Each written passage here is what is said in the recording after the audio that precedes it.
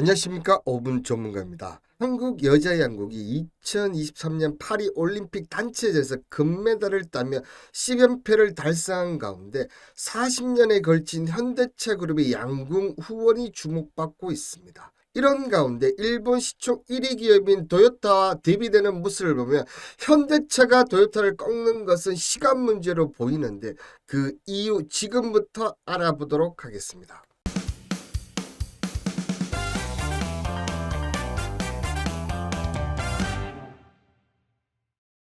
자, 여자양국 단체 10연패를 함께 한 정의선 회장, 정말 최장 40년 후원의 또 단일 기업으로는 최다 후원으로 알려져 있습니다.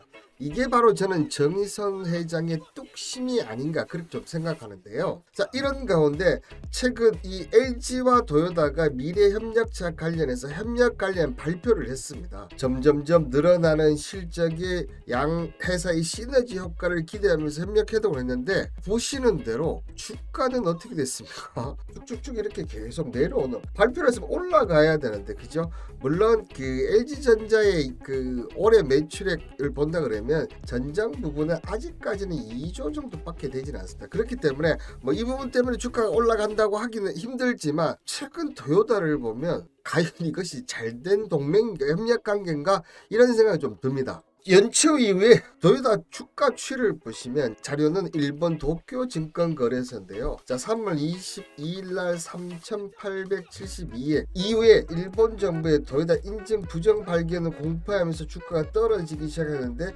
최근 떨어지는 속도가 계속 이어지고 있다는 거죠. 이 부분을 나스닥에 상장되어 있는 도요타 모터스를 보시면 지금 어떻습니까? 자, 255달러에서 지금은 192달러까지 떨어진 상태고, 특히나 211달러를 떨어졌다는 것은 앞으로 여기를 올라가기가 쉽지가 않다는 거죠.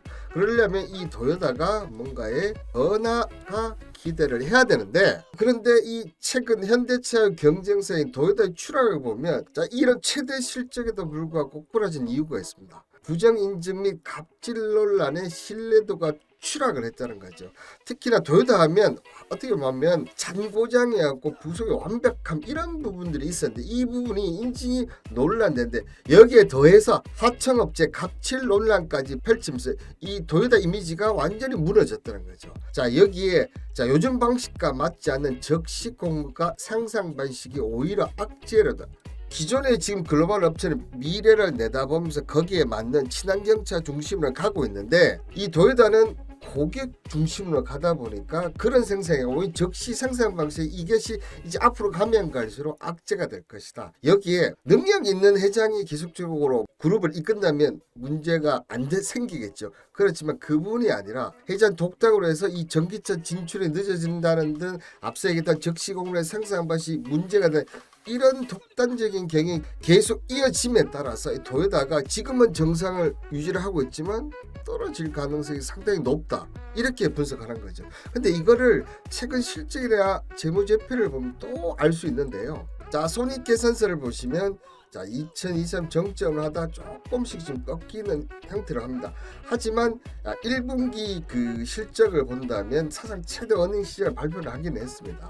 자, 여기에 영업이익률을 보면 제조업체가 발행한 꿈의 이익률, 물론 엔저 효과의 영향도 있긴 있지만 어쨌든 다른 자동차가 영업이익률 10% 넘었다면 주가가 난리가 납니다. 그런데 그럼에도 불구하고 도요타 자동차는 오히려 지금 주가가 점점점 내려가고 있다. 특히나 이 부분이죠. 영업활동으로 인한 현금 흐름과 재무활동 현금 정말 너무나 좋아요. 그런데 보시는 대로 미래의 가치인 미래 투자 활동에 대한 현금 흐름은 지금 마이너스를 오히려 기록하고 있다는 거죠.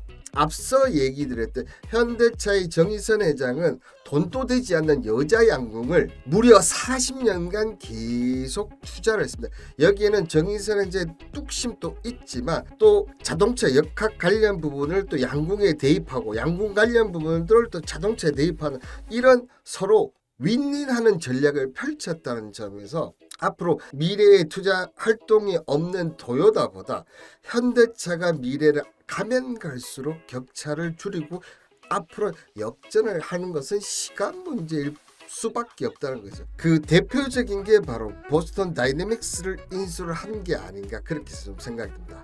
자, 이 현대차 관련해서 제가 얘기를 드리면 1시간 2시간 뭐 하루 종일 얘기 들을 수 있는데 이 부분은 제 단톡방에서 오시면 더 자세한 얘기를 들을 수 있으실 겁니다. 자, 그리고 오늘 종목은 제가 Q10 사태 대장주라 해서 그 종목이 바로 KCTC인데요.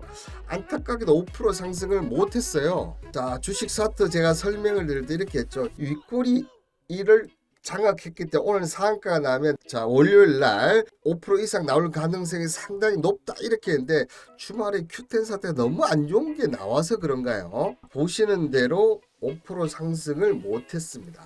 자, 5% 상승을 못했는데, 자 그럼에도 불구하고 자 충분히 수익을 낼 수 있던 뭐 3%든 2% 요정 충분히 낼 수 있었는데도 불구하고 저는 5%가 나오지 않으면 본전 처리한다는 것, 그만큼 이 매매 현황이 5% 이상의 성공만 한다는 거 여러분들 꼭 기억하시길 바라겠습니다. 자, 그러면 내일은 어떤 종목을 하느냐? 자, 내일은 저는 개인적으로 이 종목이 지금 이 선이 있지 않습니까? 이 선만 지켜준다고 하면 내일 확실하게 5% 이상 상승이 가능하다. 자, 그리고 자, AI 시대를 도입하면서 변압기 전력기기 관련 부분들이 정말 슈퍼 사이클 도래했지 않습니까?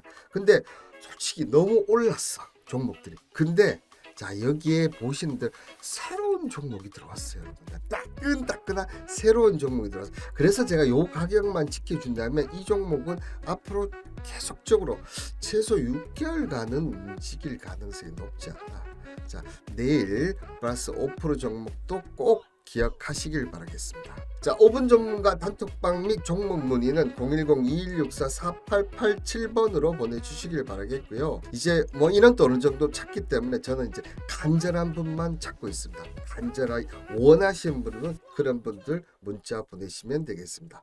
오늘 영상 이것으로 마치도록 하겠습니다. 감사합니다.